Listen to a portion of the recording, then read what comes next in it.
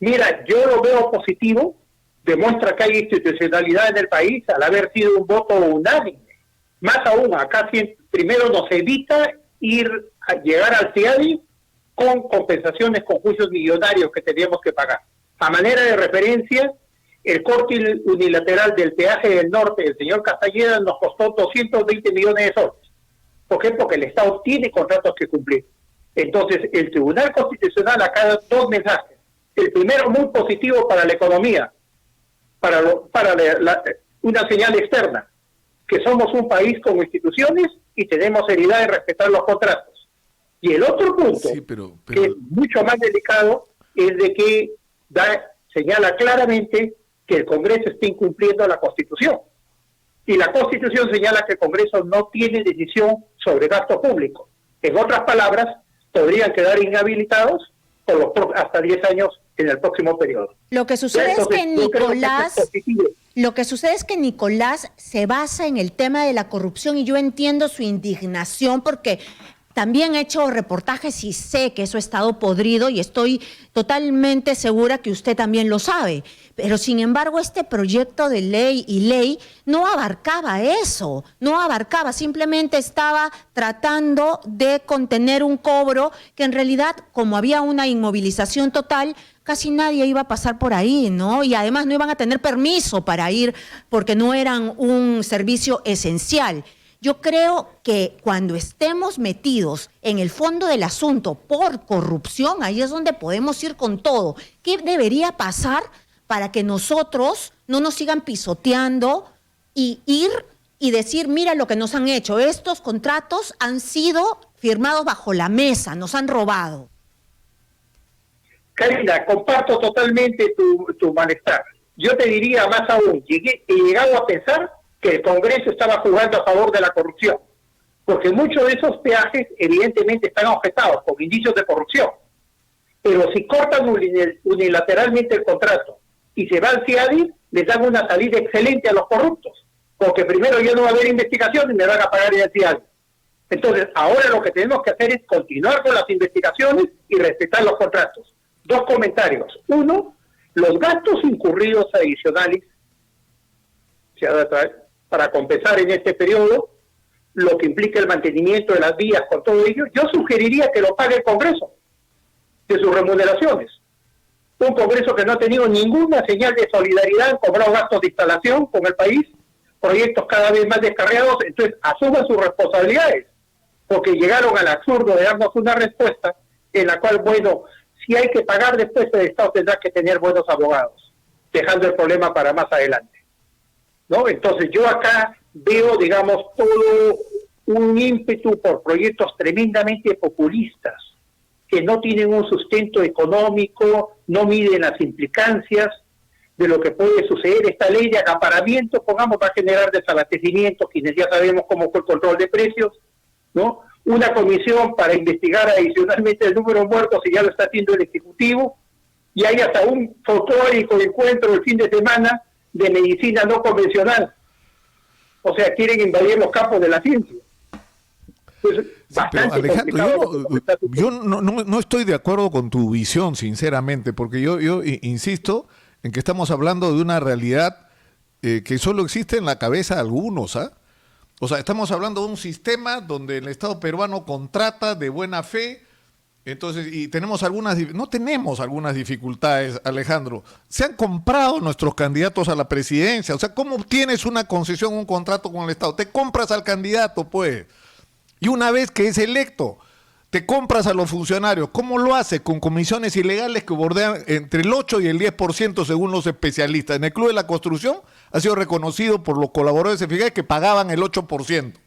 ¿Y cuándo se cobraban el 8%? En el momento que el Estado entregaba el 30% de adelanto de las obras y concesiones. Y por eso se tenían que hacer adendas, porque a la hora que había que empezar la obra no había el dinero suficiente, porque se había ido parte importante de él en pagar comisiones ilegales. Esa es la realidad, Alejandro. Entonces no podemos hablar de... O sea, no podemos hacer esto, vamos a hacer como que no existe y vamos a discutir la legitimidad de los contratos y el respeto a las reglas. ¿Qué respeto a las reglas si nos han violentado? Nicolás, permíteme lo siguiente. coincido plenamente contigo, yo estoy más indignado. La corrupción echa a perder, deteriora, malogra todo. Pero hay vías, hay canales. Los canales es de que continúen las investigaciones, lleguemos a fondo, realmente hay una transparencia en la corrupción que está ausente en el Congreso y en el Ejecutivo en ambos, y una vez que se determine, evidentemente recuperemos, digamos, realmente lo que nos han dejado como país, como maltrato. Pero no puedes unilateralmente cerrarlo. Hay instituciones, hay poder judicial, hay poder legal. Esta es la institucionalidad de un país, no tiene institucionalidad y procede, como tú dices, hay indicios de corrupción. Sin haber investigado, cesa los contratos, este no es el orden. Sí, pero yo no estoy seguro, yo no estoy seguro, Alejandro, que tú tengas que esperar. Es decir, lo que se ha acreditado desde el punto de vista penal es la comisión del delito de corrupción. Y eso va a seguir su curso desde el punto de vista penal y la gente que tenga que ir presa irá presa. Pero esta información es relevante desde el punto de vista civil. Porque ese contrato obtenido con esos procedimientos es írrito, no vale, Alejandro. Y para eso tenemos tremendos abogados que si trabajaran para nosotros y no para ellos, hace rato que le hubiéramos dado vuelta a estos temas.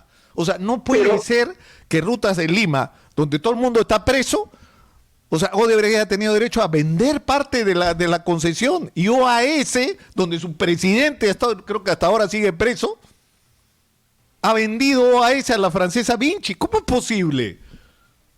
Totalmente. ¿Cómo hemos dejado que eso ocurra? Mira, pero para ello tenemos que ir al CIADI a demostrar que hay indicios, que hay corrupción concreta, que al haber transferido un contrato, la compradora, la empresa francesa, sabía muy bien lo que compraba, había contingencias. No es que eso no sabían nada.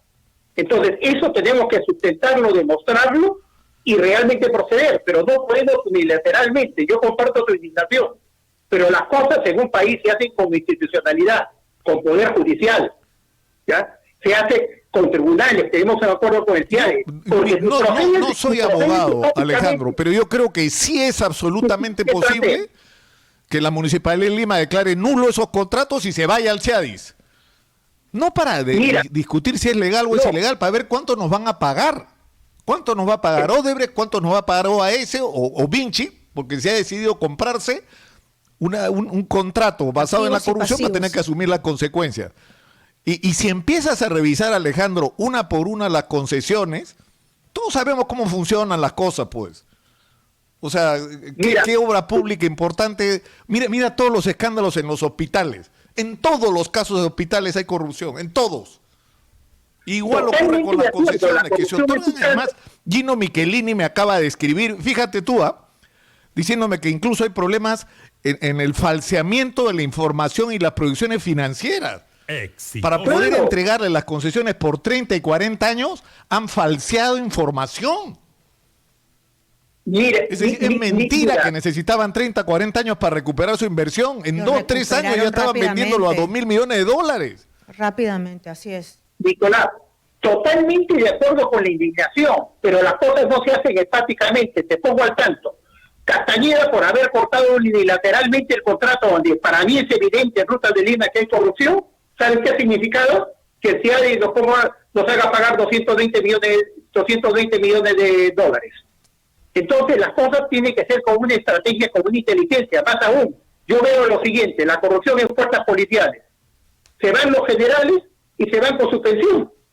Acá la corrupción, cuando yo te dije anteriormente que debería haber una traición a la patria, no pene muerte, pues, pero es un acto de traición. Deberían perder hasta su pensión. Mentiste igual que tú, pero hay que hacer las cosas con estrategia. Somos un país que tiene que tener institucionalidad. No se puede hacer así, manos operando. Yo no entiendo por qué el equipo Lavajato, por ejemplo, Nicolás, y señor Indacochea, no sé hasta dónde llega su poder, pero yo he visto que han inmovilizado almacenes porque ahí podían haber pruebas. ¿Por qué no se dan medidas para no seguir cobrando, para quitar esos contratos, Yo sé que no se puede hacer la nulidad de un momento a otro, pero que sigan cobrando, sabiendo que nosotros o que hubo corrupción de por medio, ¿no habrán acciones legales que hacer para evitar que se sigan llenando los bolsillos? El Poder Judicial, la Fiscalía, ellos no son los llamados, hasta el gobierno, hasta la misma municipalidad, alguien que empiece y gatille esos mecanismos. ayudemos todos. Y yo creo que la Fiscalía hay que llamar a los fiscales, que ustedes inviten a los fiscales y expliquen cómo va el nivel de investigaciones. Y ir con todas esas pruebas al CIADI a decirle, señores, el CIADI cuando se demuestra que hay corrupción, totalmente se anula el contrato. Ahí sí nos da la razón. Pero tenemos que tener pruebas, tenemos que ir con argumentos. No podemos ir con posiciones unilaterales. Y eso es tarea de fiscales, claro, ¿no? Ahora, yo quisiera volver en este tema. caso, Alejandro, hay un asunto adicional. Yo he citado hace un rato a Enzo Batuni, que es un especialista en riesgos. Y él dice que había un problema muy serio en ese momento. ¿Por qué? Porque se declaró la emergencia, lo cual es absolutamente constitucional y legal, y se autorizó una lista de actividades. Muchas otras actividades fueron suspendidas. En ninguna parte aparece que el cobro de peajes y por lo tanto el poner a personas a cobrar peajes poniéndose a riesgo estaba autorizado legalmente. No estaba autorizado legalmente. No estaba autorizado que hubiera personas en esas casetas de peaje en todo el país cobrando peajes. Eso no lo permitía la original declaratoria y sin embargo lo hicieron. Mira, el cobro de peajes en ese periodo de la cuarentena, a lo que favoreció, primero están las Fuerzas Armadas exoneradas, y a lo que favoreció no fue al usuario común y corriente. Ya no se dio eso. Si ya había la exoneración para casos de emergencia, para ese manejo, la situación era distinta. Lo que yo quiero decirte, Nicolás, las cosas hay que hacerlas con estrategia. Combatir el cáncer de la corrupción no estáticamente, sino con fiscalías, con instituciones, y evidentemente acusarlos de entidades, señores, este paquete de proyectos de concesión fue corrupción y todo lo que tú señalas. El cáncer de la corrupción tiene que ser eliminado, pero tenemos que trabajarlo incluso con un cambio cultural, pues, porque mira cuántos años que tenemos roba, pero hace obra. Ahora, Alejandro, pero el problema es que lo que nos puede pasar es que con la resolución del Tribunal Constitucional en la mano, los señores de las concesionarias se van a ir al CIADI a pedir que le paguen una compensación. Como quedó, si es que no lo están haciendo en este momento. Los abogados están ya preparando su... Ya, no te va a hacer eso porque hay que pagar solamente en este periodo. Peor, si el Tribunal Constitucional declarara que procedía, ya ahí sí juicio millonario en la ciudad.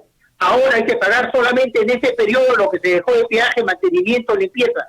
Y yo sugeriría que esos gastos los pague el Congreso, que asuman su responsabilidad de su sueldo de los ingresos, por la irresponsabilidad de la decisión tomada. No se pueden hacer decisiones populistas. Populismo es cuando uno toma decisiones sin evaluar las implicancias, sin evaluar qué significa. Entonces, la otra alternativa que tú me planteas era simple y llanamente seguir. En el CIADI vamos a pagar $220 millones como que pasa, Alejandro, y yo creo expresar acá el sentimiento. No creo que me equivoque, sinceramente, la mayoría de los peruanos. Estamos hartos, Alejandro, de que las cosas no cambien, de que es decir, estamos claros de que, o sea, mira por favor la carretera Lima-Ica. O sea, ¿dónde has visto un sistema de concesión donde con el pago de nuestro peaje están construyendo la carretera? ¿Dónde has visto eso? ¿Cuántos años tienen construyendo? Empezaron en el gobierno de Toledo, que fue hace 20 años. O sea, no puede ser. Y aceptamos eso como normal, como natural. Hay un escándalo alrededor de rutas de Lima y OAS y no pasa nada, nos siguen cobrando ellos los peajes. Y la municipalidad sigue perdiendo cada día dinero que necesitamos con urgencia para modernizar esta ciudad. ¿Y por qué? Porque se compraron pues a nuestras autoridades y no pasa nada. Estoy de acuerdo con el diagnóstico, pero ¿cuál es tu propuesta? Acá quedan dos opciones. Una es lo que tú planteas, rescindir, actuar, y del CIADI le dan la razón. La otra es proceder a acumular todas las pruebas, demostrar corrupción, y al contrario, nosotros vamos al CIADI con todo esto por medio. Ahora, Nicolás, yo quisiera dar un mensaje diferente. Tenemos que reconstruir el país con la pandemia. No podemos decir que todo está mal. Nosotros tenemos responsabilidad con la nueva generación. Tenemos que aceptar un Congreso tremendamente populista, nos van a dejar la caja vacía, un problema muy serio. Recordemos qué pasó en los 90. Esta es una oportunidad para replantearnos una guerra total contra lo que es la corrupción, cambiar valores, cambiar instituciones. Y yo desde acá les haría esta invocación. Tenemos que trabajar para hacer un Perú distinto, digamos, o si no, vamos a seguir... Yo creo, Alejandro, que el Congreso el Congreso tiene muchos defectos. Y yo lo he señalado, por ejemplo, en relación al proyecto del congelamiento de los créditos, que yo creo que no resuelve el problema. Lo que hay que hacer es una reestructuración de las deudas con plazos más largos, con tasas de interés menores y con periodos de gracia de por lo menos un año, porque eso es lo que corresponde a la realidad. Y eso se puede hacer porque el Banco Central de Reserva ha dicho sí se puede. Nosotros ponemos el dinero para hacerlo, por ejemplo. Pero yo creo que el Congreso tiene una virtud, Alejandro. La mayor parte de esta gente viene del interior del país, muchísimos de ellos vienen de abajo, y era hora que la voz de los de abajo en el Perú se escuchara.